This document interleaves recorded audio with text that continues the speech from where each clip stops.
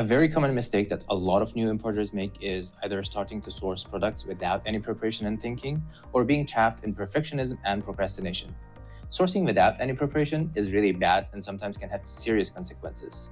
But procrastination is even worse. Let us face the reality.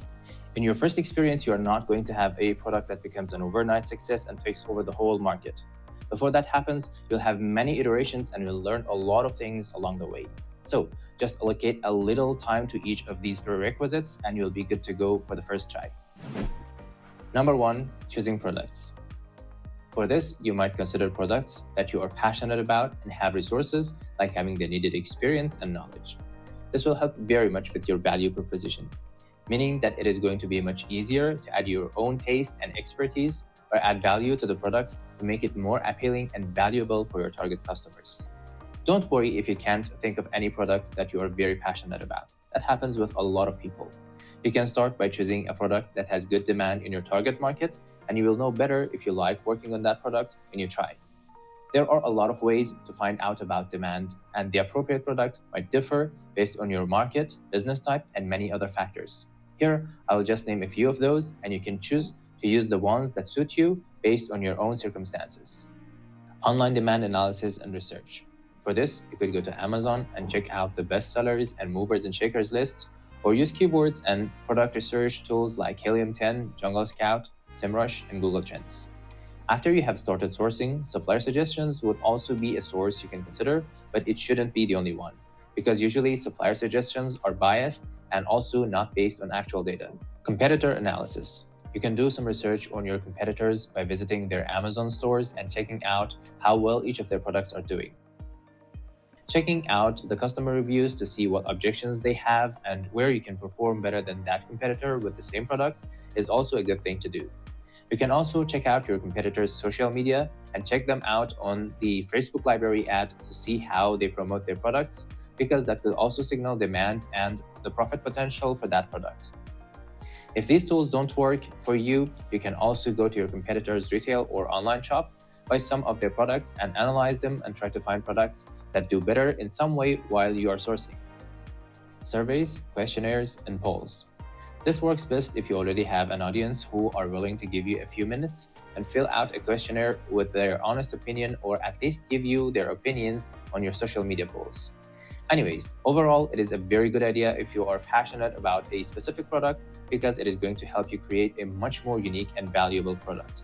But since that doesn't happen to everyone, you can start by focusing more on demand and gain some experience as you are trying to find out your passion.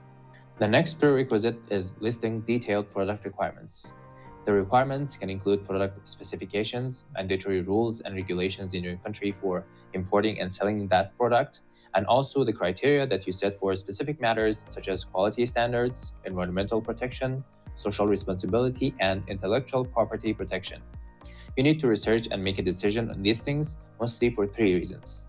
Number one is that for differentiating your product and adding your unique taste and style, you might want to tweak the product specifications to match your brand image, and listing them is a step in that differentiation.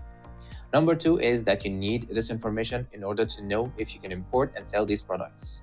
And number three is that this information is going to help you communicate smoothly and in detail with your suppliers to avoid miscommunication. So, now that you have chosen your products and listed their detailed specifications, next thing you want to do is estimating profit margins. Of course, it is impossible to anticipate the profit margins before all the sales and expenses actually happen, but it is good to have a rough idea of what your profit margin is going to be like. Here is an oversimplified way of how you might want to estimate your costs and profit margins. First of all, you need to have an expected selling price, and if you have chosen your products and done some market research, I guess you already have at least a rough idea of what the selling price should be. The next thing you need to do is to find out the landing cost of your product.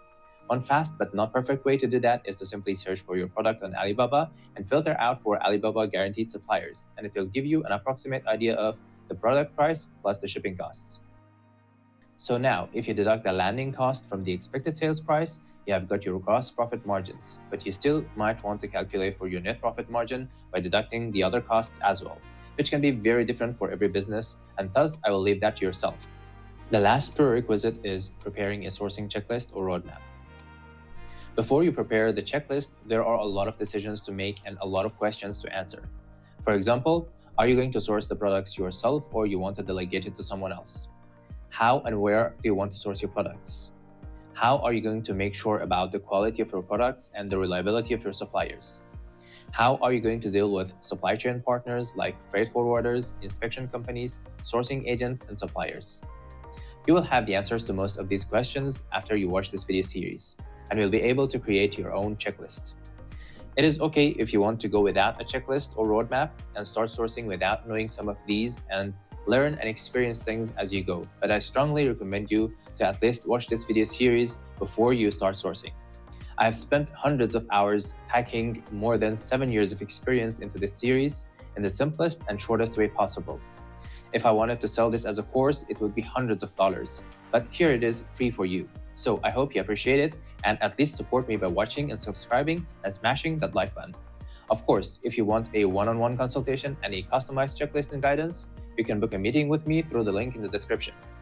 We also provide one-stop supply chain services from sourcing and order management to inspection and shipping, so don't hesitate to contact me if you need any help. In the next video, we will answer the question, should I source the products myself or delegate it to a sourcing agent? Bye and see you there.